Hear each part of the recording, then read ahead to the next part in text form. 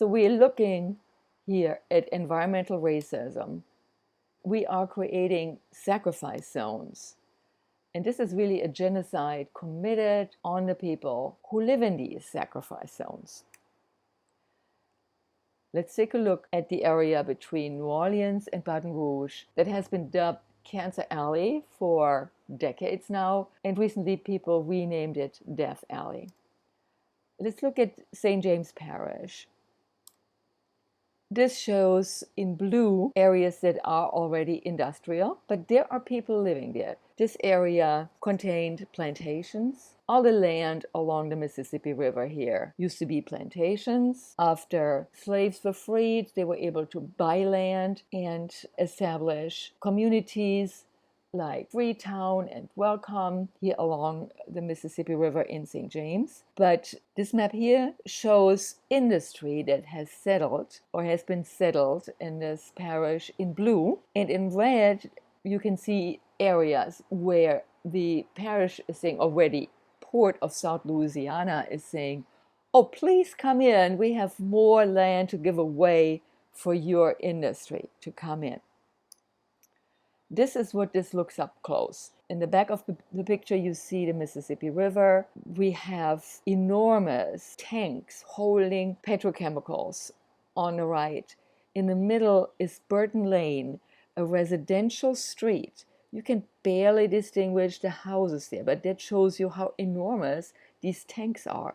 And then there are railroad tracks and more tanks. The communities are wedged in by this industry and forced to breathe the air and forced to breathe the toxic air. These huge tanks are constantly venting gases that are toxic. And we have communities, there are also a few houses right along the road, along the river. They have the industry in their backyard.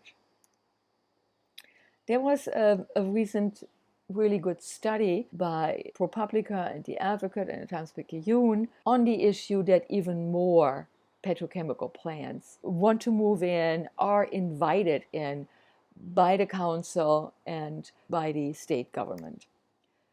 Here a look at the current emissions, and these are cancer-causing emissions. And we see there are hotspots around St. John the Baptist and La Place, and also in Ascension Parish. And then right in between, you see St. James. So we have already areas that are really badly affected. Now, Louisiana has granted even more permits of the construction or expansion of 7 facilities. And this map shows additional plans that are waiting approval. Also really interesting is the fact that the representative from the EPA could not recall that the agency ever denied a request for a permit. And we see how badly these communities here are already affected by the existing industry. Let's take a look at this dot here in St. James. That is Formosa Plastics. Here, a Google view. Again, you see the tanks in the lower right that you saw in the earlier picture, outlined in red, Formosa Plastics. Right now, these are sugarcane fields and wetlands, and Formosa wants to build 14 different facilities, also supplying their own power, smack dab in the middle of this. Formosa has an enormous footprint. Just the air permit for the greenhouse gases they want to emit is 4 times that of the whole city of New Orleans. So this one plant or this one complex got the permission from the state of Louisiana to emit 4 times the greenhouse gases of the city of New Orleans. And if you consider the size of this project, then you might be able to imagine also the amount of the toxins they want to emit. Formosa Plastics by itself would double the amount of toxic emissions these communities are already exposed to. And we see that there are existing petrochemical industry all around, CF industry, mosaic ammonia, Occidental Chemical, the Mosaic plant, and all these tanks. And to make matters even worse, there is an elementary school located about 1 mile away from the proposed site of Formosa, the Fifth Ward Elementary School. This is from the ProPublica series, also pointing out Formosa.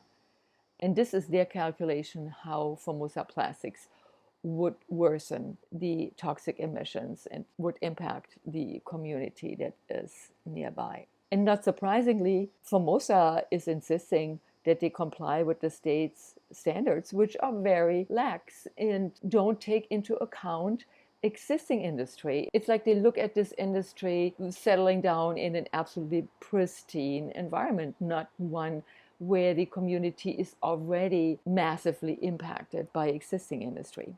And this is not the only company that wants to settle down in St. James. There's also South Louisiana Methanol, Ergon, and YCI. Let's look at YCI first. It's a Chinese company. They bought the local high school. Here you see a picture of the local high school. It's no longer there. Children have to bus across the river to go to a new high school. And this is the whole area where they are building right now. In the upper right, you still see very tiny the high school. And it just shows you the extent of the footprint of this company. So it's Chinese companies that are moving in here. They don't want to produce that stuff in their own country.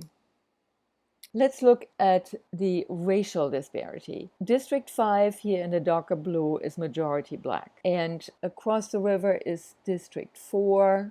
Convent is also more than 50% black.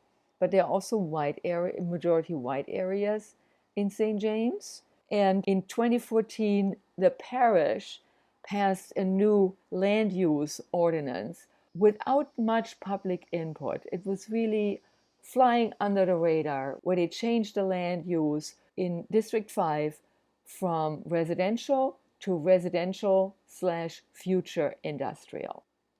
At the same time, they were actively keeping 2 chemical companies out of the white majority district in District 3, and also prevented another complex to be built across the river from this white district. The environmental racism is just blatant in St. James Parish.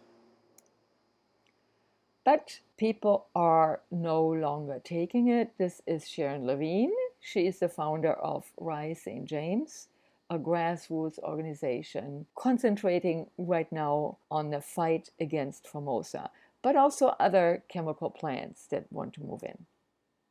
We have organized a large coalition against Death Alley, organized a march in June of 2019, the March Against Death Alley. There was another march in October, and that was connecting New Orleans and Baton Rouge and all the river parishes in between. Let's look again at the additional plants that want to move in. Right in this area is where Wanwa had a permit to build a methanol plant. They promised all of 75 jobs, got a huge infrastructure grant and an industrial tax exemption. We're really good with that in Louisiana. But they withdrew their application and said they would go somewhere else. And we are convinced that the growing resistance in St. James was instrumental in them just deciding to pack up and leave. Let's look at South Louisiana Methanol. They want to build one of the largest methanol plants globally. Again, 75 jobs. Any high school has that many teachers. Currently, their construction has been put on hold, though. We are in a climate and ecological crisis, but still, we want to double down in this country. The Environmental Integrity Project developed a map of oil, gas, and chemical projects that already have been issued final Clean Air Act construction permits. And we see how they are concentrated along the Gulf of Mexico. the larger these circles, the bigger the project. Here, a close up. Look at the large purple circle on the right. Guess what that is? That's Formosa Plastics that wants to come to St. James.